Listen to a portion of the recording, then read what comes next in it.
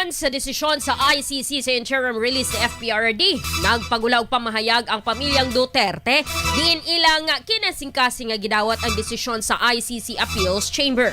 Matod sa pamilya, padayon gihapon ang ilang pakig-alayon uban ang defense team alang sa kaso ni FPRRD. Padayon sab nilang suportahan si FPRRD samtang ana kini sa kustudiya sa ICC.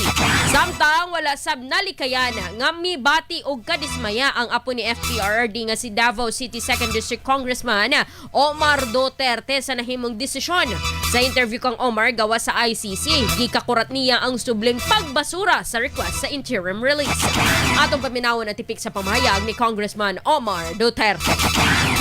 When they said that when I heard that they rejected all three grounds for interim release, I was shocked, but sadness took over my shock. So I'm not really na. Anong mensahe niyo sa Marcos administration na nagpakidnap at nagdala rito kay Tatay Dico? I hope they're happy right now. I hope they feel vindicated on what they did. I hope they got some sort of reward from this.